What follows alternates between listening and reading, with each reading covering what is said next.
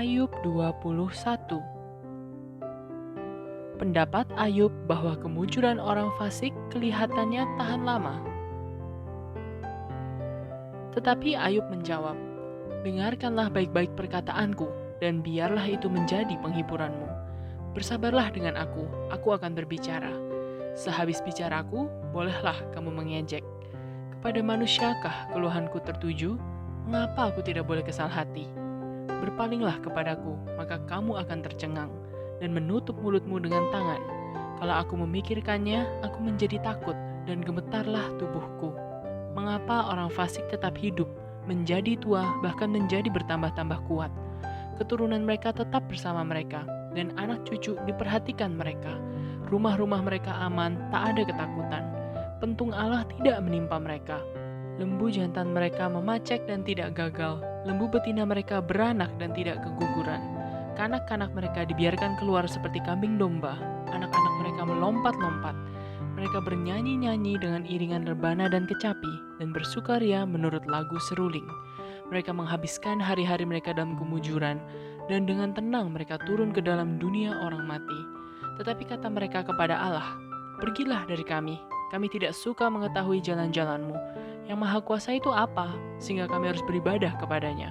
Dan apa manfaatnya bagi kami kalau kami memohon kepadanya?" Memang kemujuran mereka tidak terletak dalam kuasa mereka sendiri. Rancangan orang fasik adalah jauh daripadaku. Betapa sering pelita orang fasik dipadamkan, kebinasaan menimpa mereka, dan kesakitan dibagikan Allah kepada mereka dalam murkanya.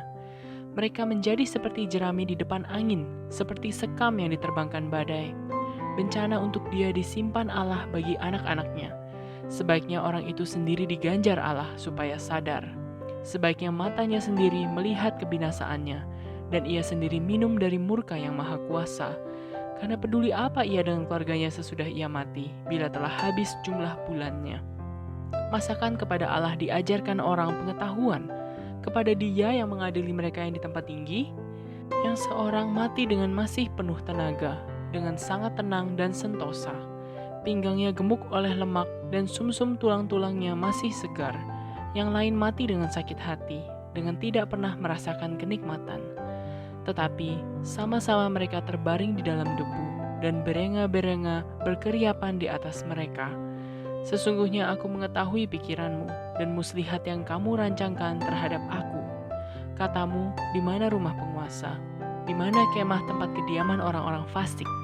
Belum pernahkah kamu bertanya-tanya kepada orang-orang yang lewat di jalan? Dapatkah kamu menyangkal petunjuk-petunjuk mereka, bahwa orang jahat terlindung pada hari kebinasaan dan diselamatkan pada hari murka Allah? Siapa yang akan langsung menggugat kelakuannya dan mengganjar perbuatannya? Dialah yang dibawa ke kuburan dan jiratnya dirawat orang. Dengan nyaman ia ditutupi oleh gumpalan-gumpalan tanah di lembah. Setiap orang mengikuti dia, dan yang mendahului dia tidak terbilang banyaknya. Alangkah hampanya penghiburanmu bagiku. Semua jawabanmu hanyalah tipu daya belaka. Ayub 22. Elifas menganjurkan supaya Ayub bertobat daripada dosanya yang besar. Maka Elifas orang Teman menjawab, "Apakah manusia berguna bagi Allah? Tidak, orang berakal budi hanya berguna bagi dirinya sendiri.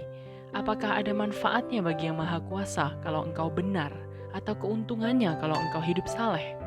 Apakah karena takutmu akan Allah maka engkau dihukumnya dan dibawanya ke pengadilan? Bukankah kejahatanmu besar dan kesalahanmu tidak berkesudahan?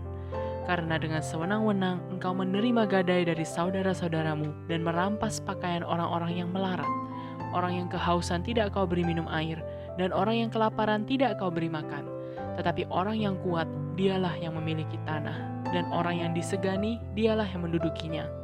Janda-janda kau suruh pergi dengan tangan hampa, dan lengan yatim piatu kau remukkan.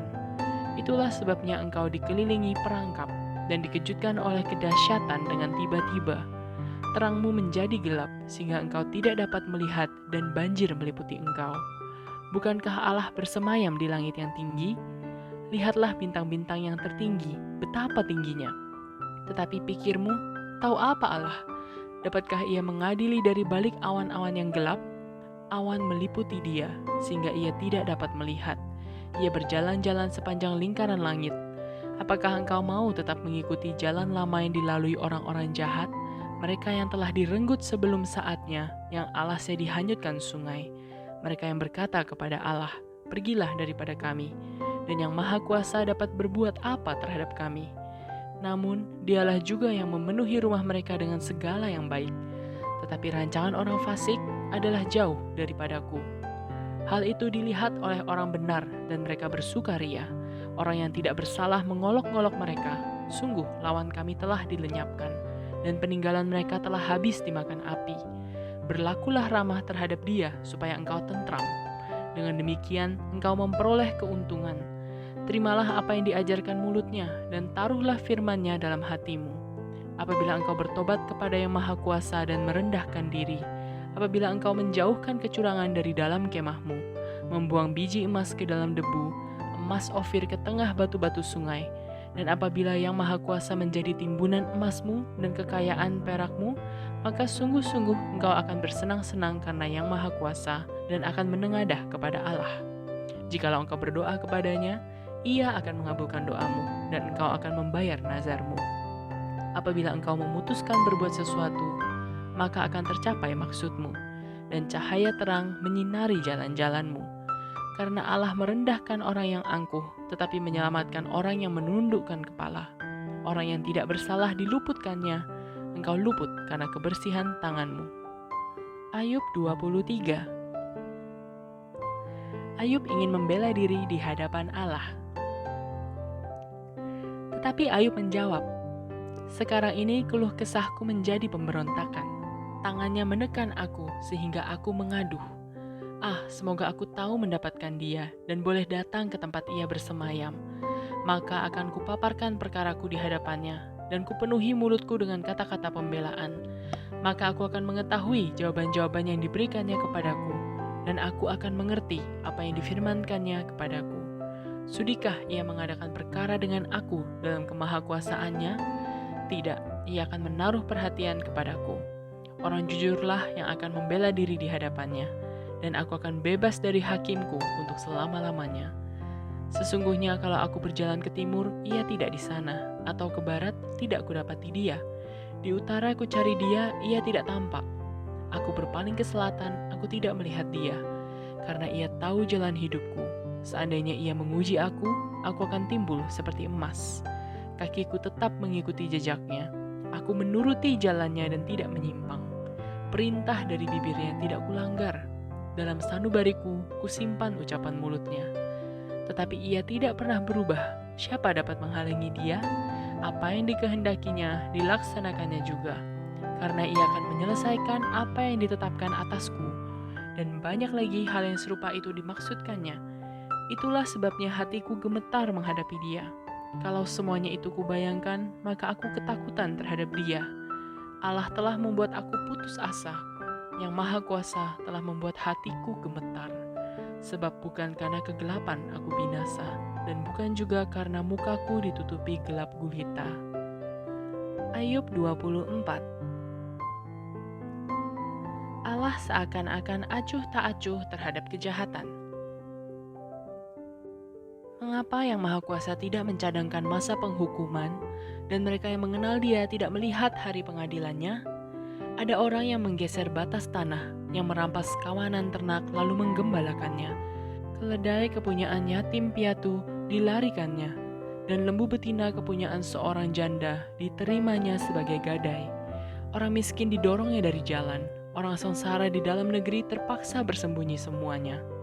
Sesungguhnya, seperti keledai liar di padang gurun, mereka keluar untuk bekerja, mencari apa-apa di padang belantara sebagai makanan bagi anak-anak mereka.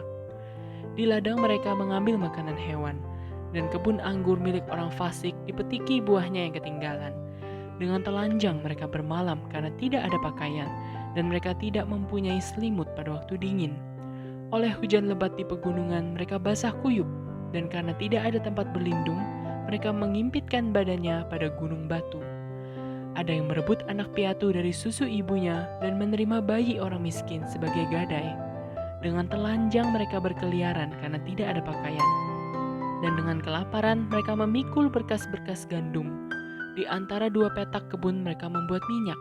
Mereka menginjak-injak tempat pengirikan sambil kehausan. Dari dalam kota terdengar rintihan orang-orang yang hampir mati dan jeritan orang-orang yang menderita luka.